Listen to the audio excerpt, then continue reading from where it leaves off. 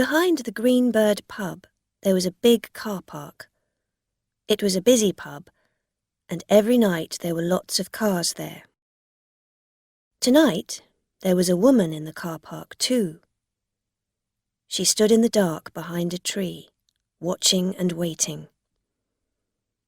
Her name was Rosa, and she was 20 years old. She worked in a hotel 6 days a week, but not on Mondays. On Mondays, Rosa did something different. And today was Monday. It was cold. Rosa pushed her hands into the pockets of her coat. It was a night for trousers, but Rosa wore a short skirt and nothing on her legs. That was important. After a time, a woman came out of the pub and walked across the car park to a blue Ford car. The woman was about 50 years old, and she walked slowly. She sang quietly, with a little smile on her face. She's drunk, Rosa thought, but she's going to drive. The woman got to her car and put a hand on it. She wore a long green coat and grey trousers, and she had blonde hair. Very, very blonde hair. "Oh dear, my head," she said, then laughed. That hair colour came out of a bottle, Rosa thought. She took a small bottle from her pocket. There was some red liquid in it, and she put some of the liquid on her leg. Then she ran quickly round the car park to the blue Ford. The woman opened the car door and half fell into the driving seat. She laughed. "Oh, Dorothy Burns," she sang. "You're drunk again." Rosa was now behind her car, crouching on the ground. When the car began to move back, she jumped to her feet and hit the car with her hand. Bang! The car stopped suddenly, and Rosa fell down on the ground behind the car. She put her hand on the red liquid on her leg and quickly put some of it on the back of the car. Dorothy Burns got out of her car and walked round to the back. When she saw Rosa on the ground, her face went white. "Oh!" she cried. What happened?" "My leg," Rosa said. "Oh, my leg." She began to cry. But what happened?" said Dorothy Burns. Then she saw the red liquid on Rosa's leg.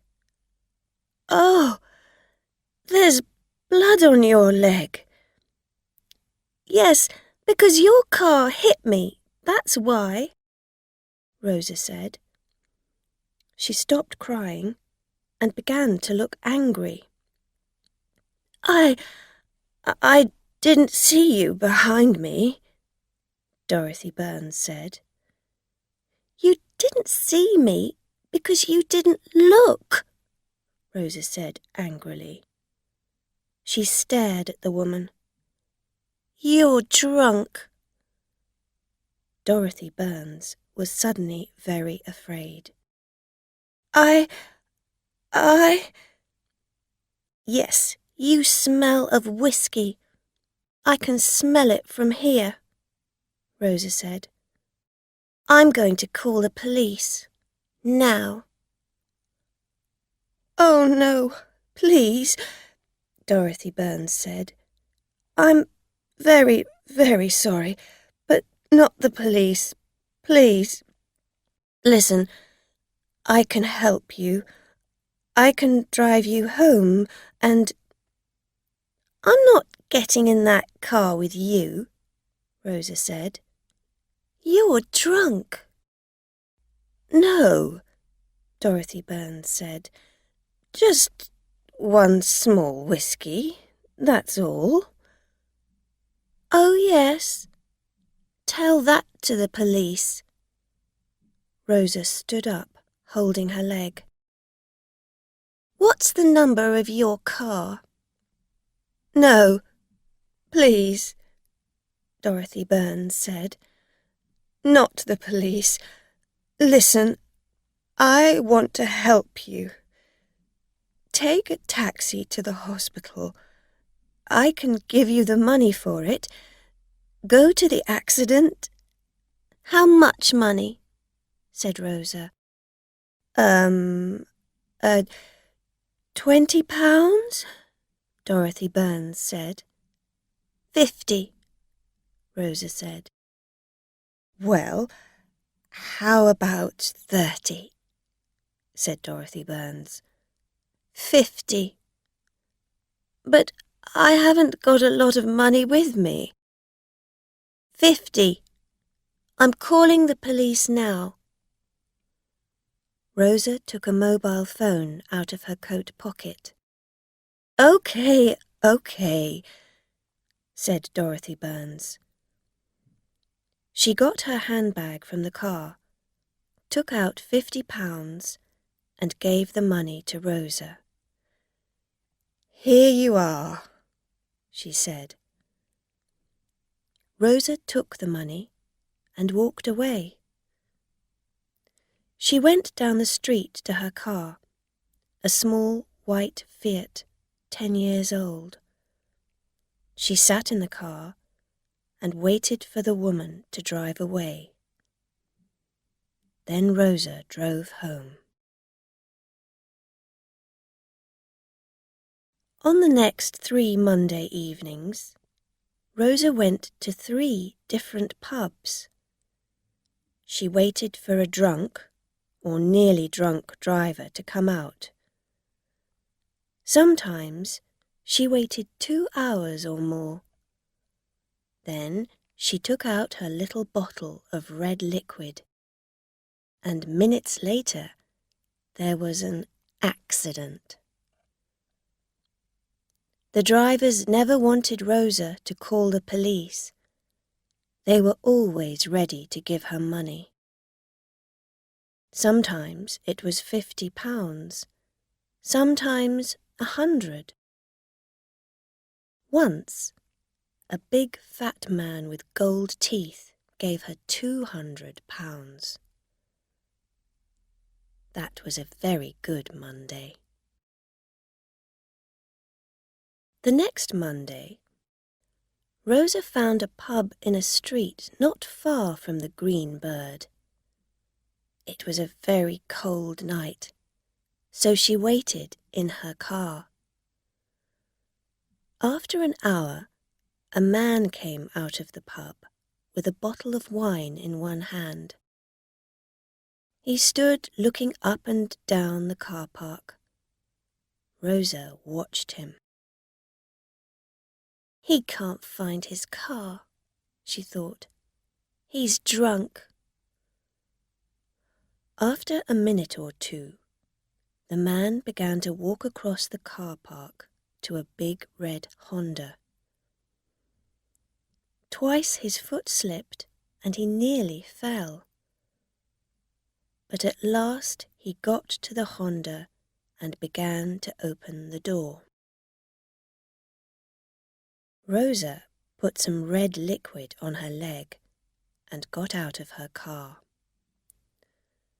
She walked quickly to the Honda and crouched down at the back of it, ready for the accident. Hey, you! Rosa quickly looked round. A woman ran across the car park. A woman in a green coat and grey trousers. A woman with very blonde hair. She had a camera in her hand.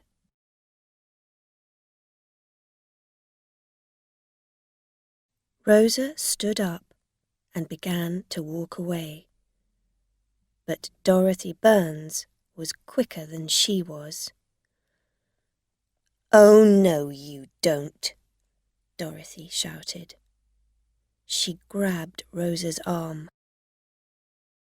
"You were at the Green Bird 4 weeks ago." "What? Who are you? What are you talking about?" said Rosa. "I'm just going home. Let go of my arm." The man with a wine bottle in his hand came round to the back of his Honda. "Hey, what are we doing? What's happening?" he said.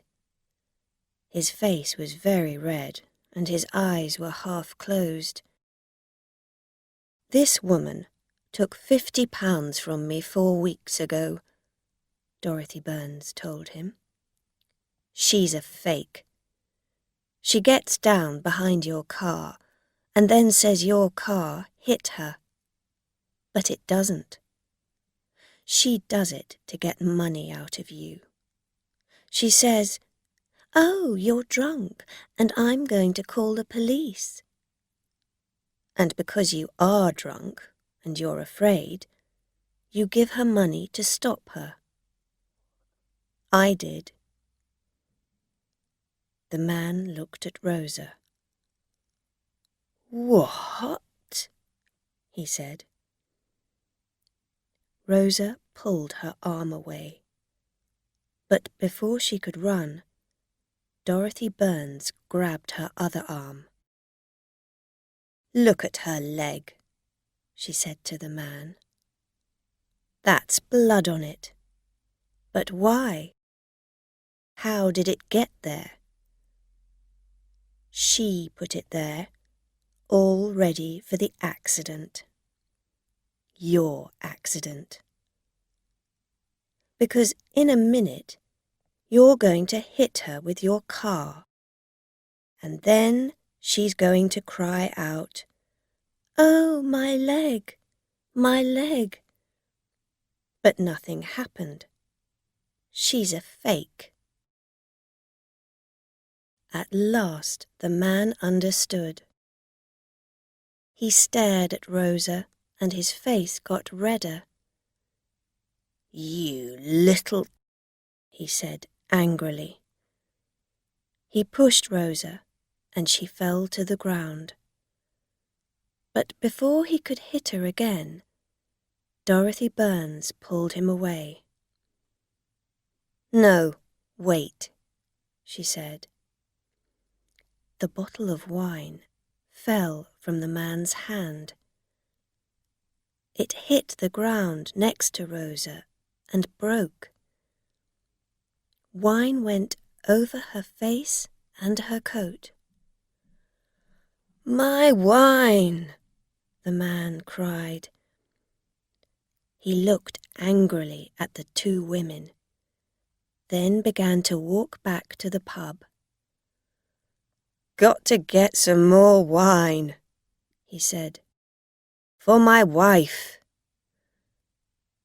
Rosa stood up slowly and then began to walk away.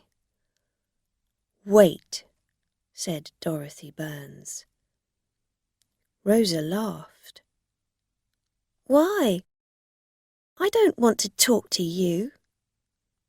"Oh, I think you do," Dorothy Burns said. "You see, I took some photos of you when you were behind that man's car, waiting. Interesting photos they are." Rosa stopped, then walked back to Dorothy. "How did you find me?" she said. "I went to a different pub every night and waited in the car parks and watched. And here you are, doing your dirty little blackmail again." "It's not blackmail," said Rosa quickly. "He was drunk, and you were drunk too, that other night. "But my car didn't hit you," said Dorothy. "How do you know?" said Rosa. "You were drunk." "No, not drunk. Just happy, that's all," said Dorothy. "When I got home, I began to think. You wanted that £50. You wanted it very much. And I know all about blackmail. You see, I was a fake once, too." Rosa stared at her. "What did you do?" she asked. "When I was a child," said Dorothy Burns, "my mother and father often went out in the evenings, to dinner, to their friends, to the cinema. They always got a babysitter in to stay with me, because I was only 10 years old. The babysitters were always girls, usually students, about 18 or 19 years old. They needed the money badly. Students always do. But I liked money too." Dorothy Burns smiled. "It was easy. At first, I was nice to them. Then I said, 'I want half your babysitting money, or I'm going to tell Mummy about you. I'm going to say things like this: You hit me. You put very hot water on my hands. You pull my hair. You put me in the dark.' These things weren't true, of course. But the girls were afraid of my mother. She was famous, you see. She wrote books about children and was always on television. And when she was angry, she wasn't a very nice person. And so the babysitters said nothing and gave me half their money." "What a nice child you were," Rosa said. "No, I wasn't nice," said Dorothy. "But some people get nicer when they get older. I don't do blackmail now, but I know a blackmailer when I see one." She smiled at Rosa, and Rosa stared back at her. "What do you want?"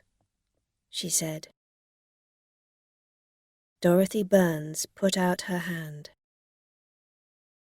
"I want my £50 back, of course."